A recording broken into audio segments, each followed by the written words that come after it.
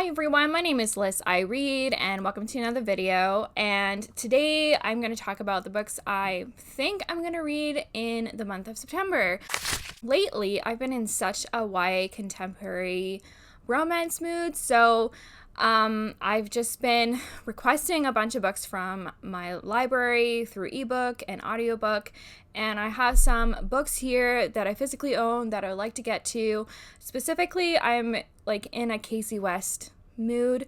I read one of her books in August, and I'm just really enjoying her work right now. So I have some books here to get that I want to share with you that I'm hoping to get to. It's not set in stone or anything, but this is my tentative TBR. I'm filming this kind of mid to late August, so I may read some of these books before the end of the month, but I'm currently in the middle of The Distance Between Us by Casey West. This is specifically a romance between two teens from different classes. The young woman, she helps her mother run a doll store. Her mother, who's a single mother who started this business on her own, and they've always kind of struggled financially, and her mother's kind of instilled in her that you shouldn't try to develop a relationship romantically with people of higher class because you end up getting burned.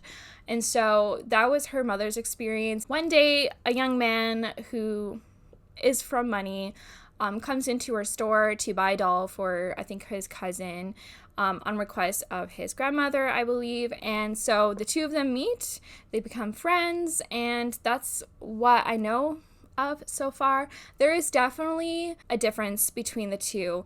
I think I've heard people talk about how this isn't really realistic, and I would disagree. I believe classes is still a thing. You know, there are people with lots of money who don't have to worry about financial worries, and there's those who really struggle, and I definitely got the feeling that Cayman and her mother are on hard times. They're running a business that is not doing well, and then this young man who's clearly from money, his family own tons of hotels around the world and they're very well off, and Cayman really has to stress about money, and even though it's more her mother's responsibility, she still feels the burden that her mother feels because she helps out run the business. And so I do find it really realistic, and I can see why Cayman wants to keep her relationship secret from her mother, and so I'm excited to keep going. I'm about a third of the way through, and I am really enjoying it.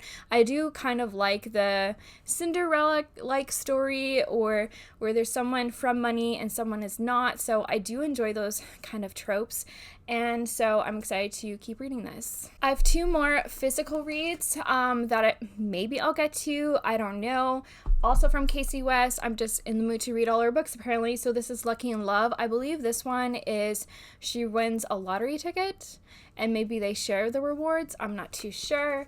And then Love, Life, and the List. I think this is an unrequited love romance. She has a crush on, I think, her best friend, and he does not return the feelings. I think there's a to-do list that she tries to do during the summer. I can't wait to get to this if I get the chance. I have other Casey West books that I'm hoping to get to that I borrowed from my library, and they are in ebook form. So the first one is Maybe This Time. I think she works for a catering company, and the boy maybe does flowers, and there's a bit of a hate to love romance here.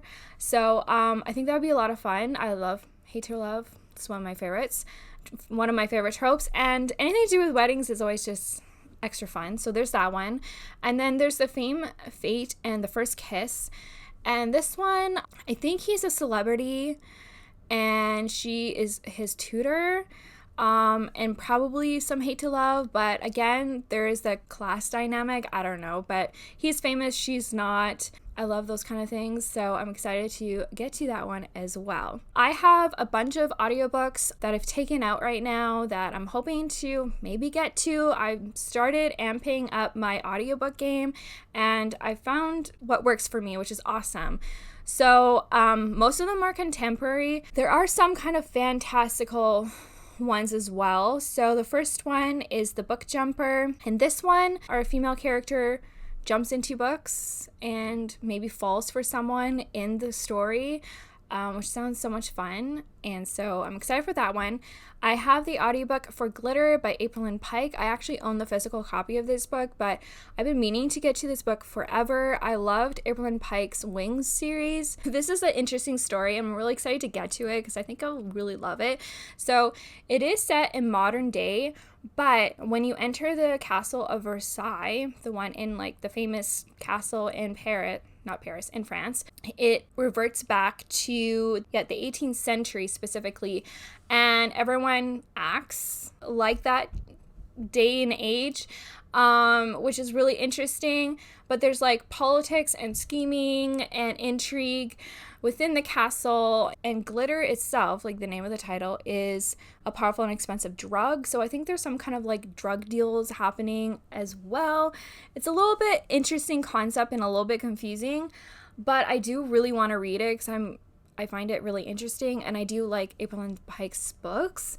So I have that one on audiobook. Some other books I have on audiobook is I'll Be the One by Laila Lee. This is a K-pop story, which is a lot of fun, and our main female character, she's a plus size character, but she loves K-pop and she's hoping to make it famous despite her size, and so she loves dancing, she loves singing, and it's her story.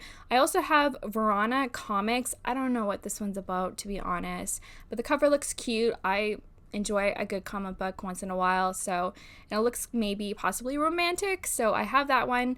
I also have Once and For All by Sarah Dessen. Again, I don't really know what this one's about, but Sarah Dessen, I've read a couple of her books and really enjoyed them, so I have that audiobook. And then I have Again But Better by Christina Riccio. I'm not too sure what this one's about, but I think it's a love story, and I think there's a little bit of time travel involved, but it's mostly a contemporary. And I have so many other books that I've requested from my local library, so I may get to these, I may not, but I'll be for sure finishing The Distance Between Us.